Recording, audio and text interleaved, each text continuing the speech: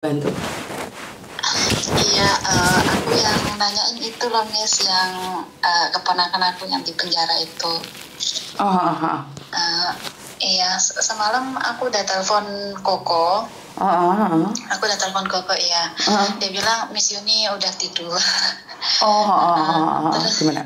terus Koko bilang dia bisa nganterin aku hari Minggu. Kan semalam dia nanyain aku liburnya kapan. Aku bilang aku liburnya hari Minggu. Ya, lah hari Minggu kan sananya tutup, Mbak. Kamu gimana kalian bisa ngelihat? Oh iya. Tutup ya? Nggak bisa ya? Ya tutup.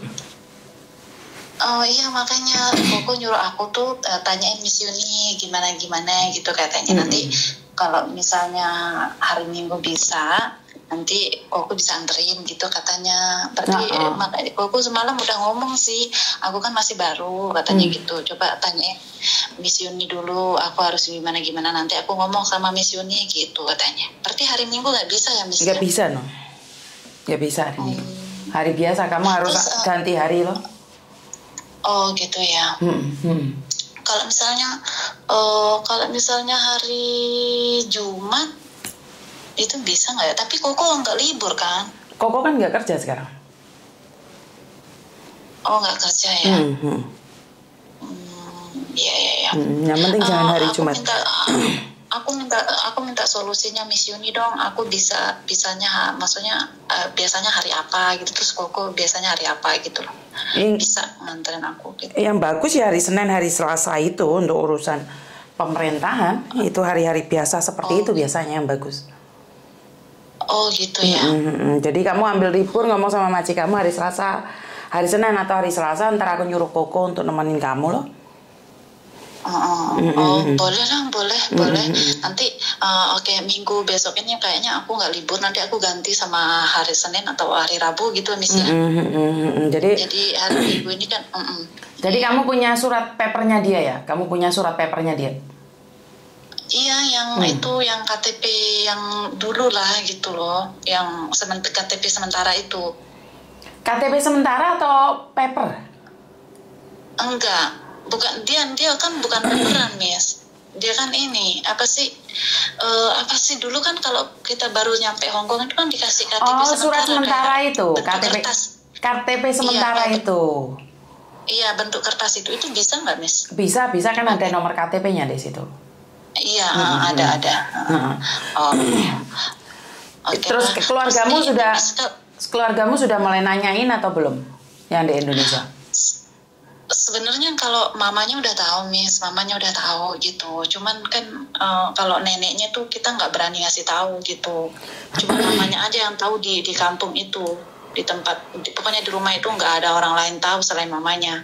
Karena kan mamanya tahu karena memang dulu dia pernah ke Taiwan kan.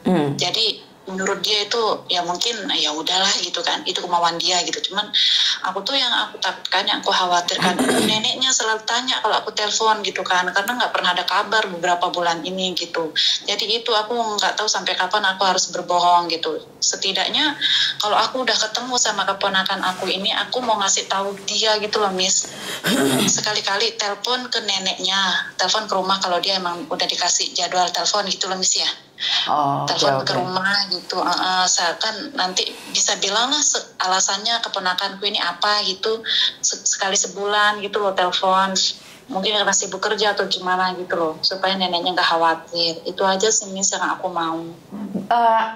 Ponakanmu ini di Taiwan dulu juga kaburan gitu? Enggak, ini dia non Miss, ini baru pertama kali dia kesini. Oh ini pertama kali dan kabur? Iya. Wah, sekarang banyak anak majikan jahat dikit aja sudah kabur ya.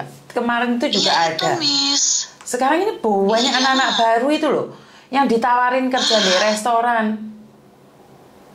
Iya Miss, aku bingung, makanya aku tuh sampai kayaknya mau keluar urat leherku Miss, ngingetin dia, ngasih tahu dia sabar. Karena kan aku udah 5 tahun di sini, jadi tahu itu loh cerita ini itu orang kaburan, orang peperan lah segala macam gitu loh. Iya, yang aku tahu sekarang anak-anak sekarang itu ganas ya. Masih 5 bulan. Pokoknya. Iya, nggak ada ampun deh pokoknya anak-anak baru ini. Kadang aku heran loh Miss. Makanya aku tuh aku heran sama teman-teman yang lain yang masih baru nyampe sini, keponakanku nyampe sini kayak gitu lah, aku ngomong gitu. Aku udah ngingetin kayak macam mana gitu, ternyata nggak mempan gitu loh Miss. Sekarang yang khawatir siapa atau gimana, aku tahu itu risikonya dia, cuman kan aku nggak bisa diem gitu loh Miss. Karena dia memang keponakan aku gitu loh. Iya, ini yang saya herankan. Kenapa sih anak-anak memilih keputusan untuk kabur? Bukan menyelesaikan masalah, tapi kayaknya lari dari masalah dan menganggap bahwa kalau kabur dari majikan nggak akan ada masalah baru gitu loh. Itu yang sebenarnya saya heran banget sama anak sekarang itu. Yang dicari apa gitu loh. Saya juga bingung Miss, harus pakai bahasa apa. Kadang kalau dia libur itu Miss ya dulu sebelum dia kabur itu, kadang kalau dia libur tuh banyak teman-teman aku yang support dia gitu loh Miss, untuk kuat, untuk sabar menghadapi majikannya, sabar untuk beberapa bulan. Aku ngomong kayak gitu. Biasanya majikan itu awal-awal tuh memang selalu ngetes mental kita, kesabaran kita. Aku ngomong gitu Miss, cuman nggak mempan gitu loh. Yang aku sangat sayangkan sekali Miss, dia masih baru, tapi sudah bergaul dengan, aku nggak nyalahin temennya yang alumni kaburan di Taiwan ya Miss ya, aku nggak nyalahin sama sekali, cuman aku ngerasa kayaknya dia salah circle gitu loh Miss. Circle pertemanannya tuh salah sampai sini gitu loh. Memang temannya ini kaburan juga ya kan dulu di Taiwan, terus nyampe sini temennya itu baru cuma 3 bulan 4 bulan gitu di Hong Kong, kabur juga.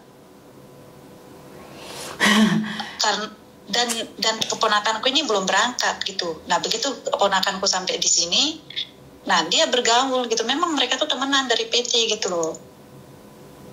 Jadi keponakanku ini sampai Hong Kong, temennya itu kaburan, terus dia selalu bergaul sama dia. Mungkin aku nggak tahu ya, aku nggak tahu Miss, mungkin cerita ini itu kaburan begini-begini gitu kan. Aku nggak menyalahkan temannya itu Miss, cuman maksudnya ya mungkin terpengaruh atau gimana memang nggak ngajak kabur, cuman kan ya itulah circle pertemanannya itu salah, aku rasa gitu loh Miss. Iya, kalau kayak gini kan kita nggak tahu siapa yang benar siapa yang salah, tapi yang aku tahu adalah kabur adalah salah, itu aja. Yang lainnya kita nggak peduli gitu loh. Iya benar banget Miss, benar banget. Makanya aku tuh awal-awal dia kabur tuh Miss, kayaknya beberapa minggu aku tuh selalu nangis Miss. Aku tuh nggak bisa diam, nggak bisa nganggap enteng masalah ini, karena memang ya aku bisa bilang dia itu darah daging aku Miss, darah daging satu darah gitu kan. Jadi aku nggak bisa diam kayak orang lain gitu. Dia keponakan aku gitu. Jadi aku selalu nggak bisa tenang gitu loh Miss, mikirin dia gitu. Dia bikin masalah, aku yang susah gitu. Belum tentu juga dia yang susah ya. Mungkin dia di penjara enjoy aja. Iya, aku rasa kayak gitu. Cuman kan ini yang aku khawatirkan itu ya inilah orang tua ya Miss ya. Maksudnya aku merasa kayak ya udah karena dituakan gitu kan, merasa bertanggung jawab banget di sini, karena aku di sini bibinya gitu loh. Jadi aku merasa kayak dia adalah tanggung jawab aku gitu. Walaupun di sana di penjara sama teman-temannya mungkin mereka merasa happy atau gimana, mungkin ketemu sama senior juga aku nggak tahu. Ya bersyukur kalau dia happy dan nggak ngerasa gimana pikirannya gitu loh. Kalau memang dia merasa tenang di sana. Cuman yang aku khawatirkan ini ya akunya yang nggak tenang, berpikirannya tuh kayak negatif gitu loh Miss, khawatir sama dia. Ini musim pertama buat dia gitu loh, musim dingin pertama buat dia gimana, pakaiannya gimana, kayak gitu loh Miss, makannya gimana gitu Miss. Tapi ternyata dianya nggak ada kabar, malah nggak memberikan kabar kan termasuk. Iya Miss, tapi aku rasa aku nggak tahu Miss, karena memang dia sangat dekat sekali sama aku. Dan aku selalu berpikiran kayak nggak mungkin dia tega nggak ngubungin aku gitu loh Miss. Kalau emang dikasih, maksudnya, tapi yang aku bingung kan temennya yang satu barengan ditangkap itu, dia udah telepon ke Indonesia gitu loh Miss, udah telepon ke keluarganya gitu, sedangkan dia enggak gitu loh. Jadi pikiran aku tuh amburadul Miss. Ya wis, intinya kita nggak tahu, biarkan saja waktu berlalu dan kita coba mencarinya. Dan ingat, orang hilang akan mencari, tapi orang menghilang tidak akan pernah mencari. Kamu harus bedakan antara orang hilang dan orang menghilang. Orang yang ditargetkan gila aja si Kotimah bisa nyari aku. Tapi kalau orang menghilang, pura-pura gila, dia tidak akan pernah mencari kita. Itu aja. Iya, Miss, iya. Jadi nggak usah dipikir kalau memang kita bisa bantu semampu kita, di batas mana kita mencari sampai di kantor polisi, dan ntar aku nyuruh Koko Thomas untuk menemanimu, selebihnya ya kembali pada dia. Kalau dia sendiri tidak mau, apa yang bisa kita lakukan untuk memaksa dia keluar dari persembunyiannya? Bener nggak? Bener banget, Miss. Ya, aku sih setuju, Miss. Nah, sekarang ini kayaknya ya aku sangat butuh bantuan Miss Yuni sama Koko gitu. Hanya untuk cari tahu informasi dia, ketemu. Kalau udah sekali ketemu, dan aku akan tanyakan. Kalau memang kemauannya dia nggak mau ngabarin ke rumah atau gimana, mungkin dia stres karena masih baru juga, ya oke, nggak apa-apa. Yang penting aku udah ketemu, aku udah tahu dari mulut dia, udah denger lah gitu, Miss, kemauannya apa gitu. Jadi kalau memang kemauannya seperti itu, aku tenang, Miss, nggak mikir ini itu lagi. Oke, kalau emang seperti itu keputusannya, silahkan gitu, Miss. Jadi aku bisa ngabarin ke rumah gitu loh. Oke, jadi ntar tak kabari Koko Thomas gimana dia, terus tak suruh dia menghubungimu. Siap, Miss, siap, Miss. Terima kasih ya. Iya, ya Allah. Sekali lagi aku sangat senang, aku sudah tenang. Ini aku baru 2 kali telepon, alhamdulillah udah diangkat, karena memang semalam udah dikabarin, udah dikasih tahu sama Mas Koko sih, sama Koko gitu. Telepon aja Mami besok, telepon pagi aja, karena kan Mami katanya udah nggak kerja. Iya kok, aku udah tahu, udah Miss Yuni udah ngomong, aku bilang.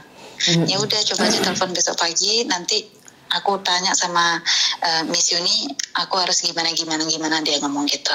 Oke, jadi ntar saya hubungi lagi ya. Terima kasih. Ya, makasih ya Miss Yuni. Ya Allah, sehat-sehat. Oke. Sehat-sehat. Ya, rezekinya lancar. Amin. Amin. Oke, bye-bye. Ya, bye.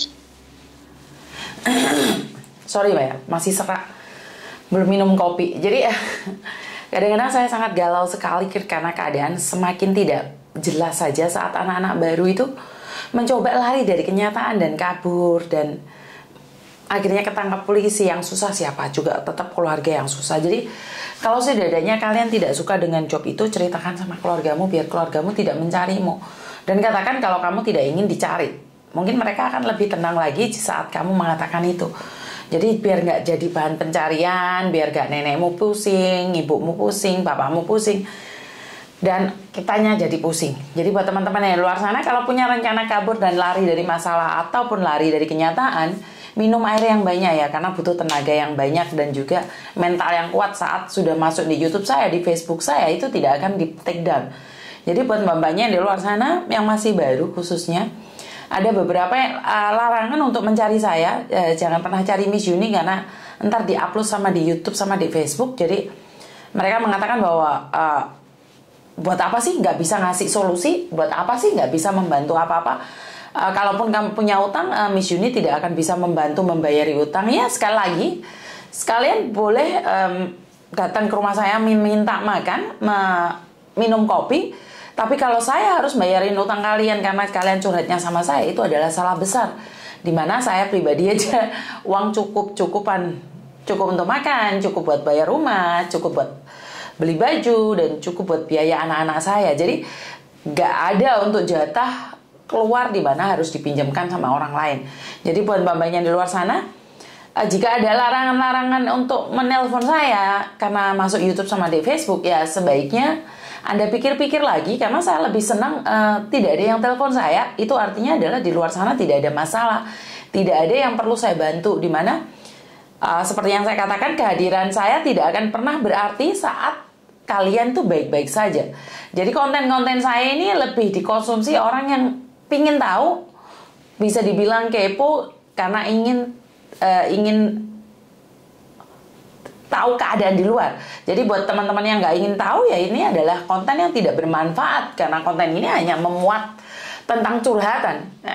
Di channelnya aja udah dibilang kan, curhatan TKW Hongkong, Yuni TKW Hongkong. Jadi sekali lagi ini adalah satu curhatan di mana tempat kalian bisa meluahkan, mencurahkan keinginan kalian yang kadang-kadang buat orang lain adalah tidak masuk akal. kadang-kadang cerita kalian dikira palsu ataupun cerita kalian adalah pembongkaran aib. Tapi kalian ingin mengungkapkannya karena kalian sudah tidak ada tempat lagi untuk berbicara. Bahkan yang dari Indonesia pun sudah telepon saya, dari Taiwan, Malaysia, Korea, dan cuman saya kan akhir-akhir ini kesehatan saya sedikit menurun, jadi saya tidak bisa angkat telepon sebanyak kemarin. Jadi buat teman-teman di luar sana, saya selalu berdoa agar diberikan kesehatan yang lebih dan jodoh. Semoga kita bisa bertemu di darat, dimana kalau selama ini kalian hanya menyaksikan saya di YouTube saja. Kalau saya dan anak saya sudah tidak bekerja, maka kita akan bisa datang kemanapun kita mau. Jadi buat teman-teman di luar sana, kalian pasti bisa, dan saya akan menunggu Anda di garis finish kapanpun dan dimanapun. Karena bagi saya adalah sesuatu yang paling indah saat melihat kesuksesan teman-teman saya, khususnya yang sedang bekerja di Hong Kong dan di beberapa negara lainnya. Sukses, salam damai sejahtera, semoga semua makhluk hidup bahagia, Tuhan memberkati. Kurang lebihnya saya minta maaf, dan wassalamualaikum warahmatullahi wabarakatuh. Sampai ketemu, bye-bye.